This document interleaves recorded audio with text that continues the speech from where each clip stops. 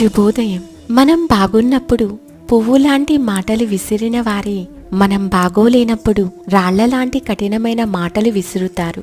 అందుకే మనం బాగోలేనప్పుడు ఎలా ఉన్నామో బాగున్నప్పుడు కూడా అలాగే ఉండాలి. రెండు సందర్భాల్లో మనతో ఉన్నవారే మనవారు. కష్టాలెప్పుడూ ఉండిపోవు, సంతోషాలెప్పుడూ దూరం కావు. అన్నింటినీ ఓర్పుతో భరించి కొన్నింటిని ఓర్పుతో దాటి వెళ్ళటమే జీవితం. సంతోషంలో ఉన్నప్పుడు అందరూ చేతులు కలుపుతారు, కష్టాల్లో ఉన్నప్పుడు కొందరు మాత్రమే చేయూతనిస్తారు. చేతులు కలిపిన వారిని గుర్తు పెట్టుకోండి, చేయూతనిచ్చిన వారిని గుండెల్లో పెట్టుకోండి. మనం 100 మంచి పనులు చేసినా రాని గుర్తింపు ఒక్క పొరపాటు చేస్తే వస్తుంది. ఎందుకంటే ఇక్కడ లోపాలకున్న విలువ మనలో ఉన్న మంచితనానికి సామర్థ్యానికి ఉండదు. ఆకలి తీరిన తర్వాత గర్వం, ఆస్తులు పెరిగిన తర్వాత అహంకారం మనిషి పతనానికి నాంది అవుతుంది. ఓం శాంతి.